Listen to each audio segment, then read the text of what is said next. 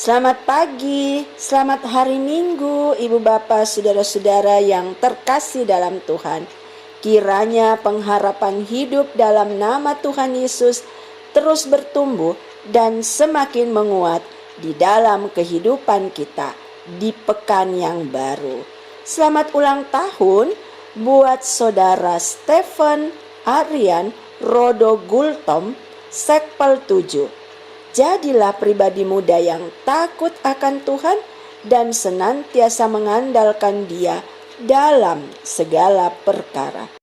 Sehati kita menopang dalam doa di tengah gumul ibu bapa saudara-saudara yang sedang dalam kelemahan tubuh dan menjalani perawatan di rumah maupun di rumah sakit. Selamat dan semangat berpulih. Bagi Tuhan Yesus tidak ada yang mustahil. Yakinlah akan hal itu. Saudaraku, sebelum kita membaca dan merenungkan firman Tuhan, mari kita berdoa.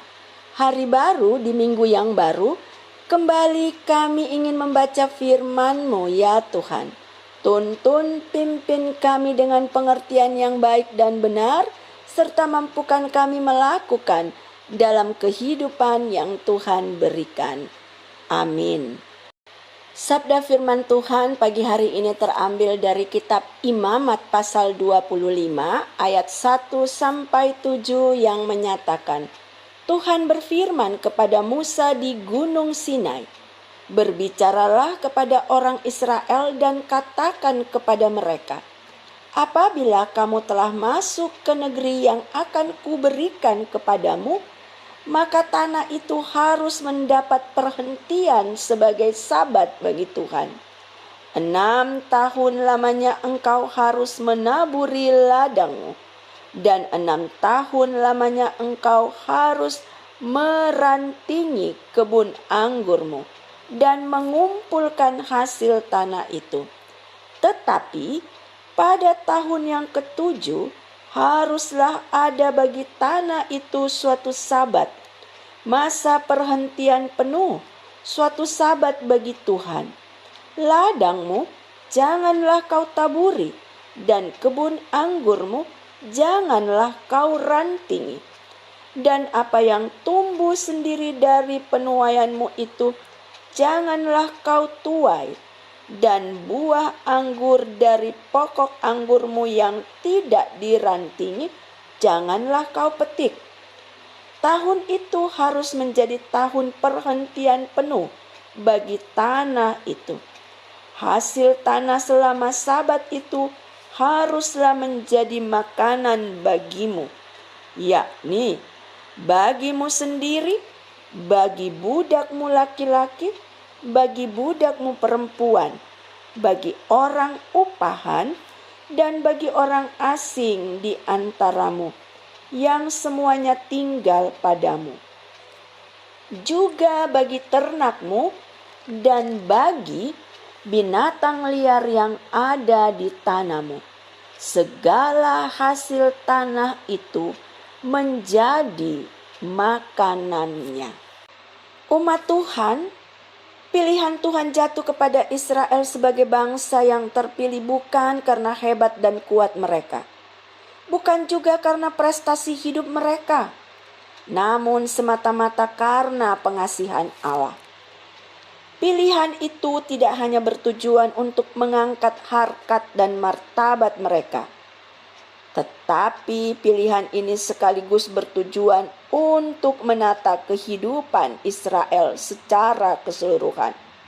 Baik itu yang berkaitan hidup di hadapan Tuhan, juga hidup dengan sesama ciptaan Tuhan.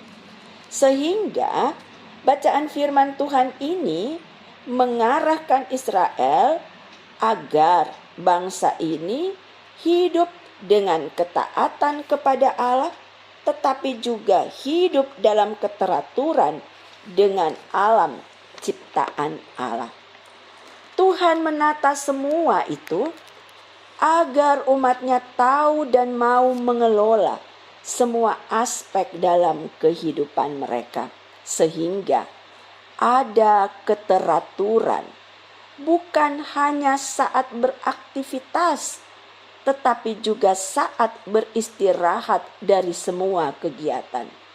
Lalu berkonsentrasi untuk berinteraksi dalam ketaatan kepada Dia Sang Sumber hidup.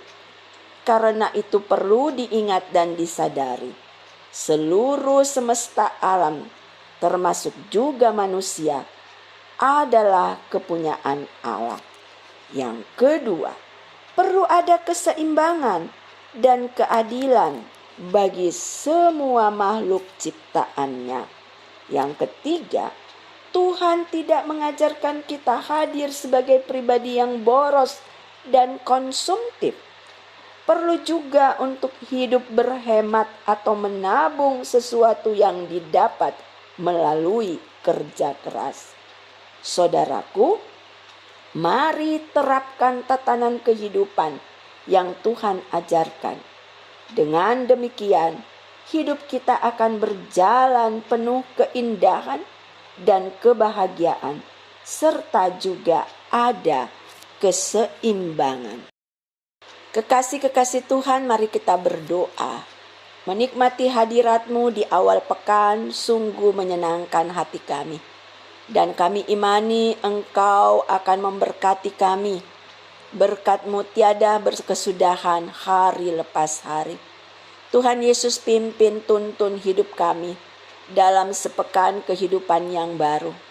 Kiranya semua perjalanan hidup kami ini boleh berjalan seturut dengan kehendak Tuhan. Seluruh kegiatan, derap langkah pelayanan, aktivitas pribadi dan keluarga, kami pertaruhkan ke dalam tangan pengasihan Tuhan. Demikian juga kehidupan kami dengan sekeliling sebagai sesama ciptaan Tuhan. Mampukan kami hadir sebagai garam dan terang-Mu bagi sekeliling. Lalu Tuhan, kami tetap butuh pertolongan-Mu. Kami tetap butuh topangan-Mu dalam kehidupan kami di tengah-tengah masa pandemi ini. Kami yang lemah, kami yang sakit, Tuhan kiranya kuatkan dan pulihkan. Kami yang bersuka cita dan menikmati anugerah berkat-Mu, ajar kami mengucap syukur dalam segala hal. Kami yang masih berupaya dan mencari, berikan kami pengharapan, karena Engkau selalu ada dan menyertai perjalanan dan usaha kami. Terima kasih Tuhan Yesus, tutup bungkus kami dengan kuat kuasa-Mu. Jauhkan kami dari mara bahaya, sakit penyakit, niat orang jahat, dan juga jauhkan kami dari kuasa kegelapan. Dalam kasih Kristus Yesus Tuhan dan Juru Selamat hidup kami sudah berdoa. Amin. Selamat pagi.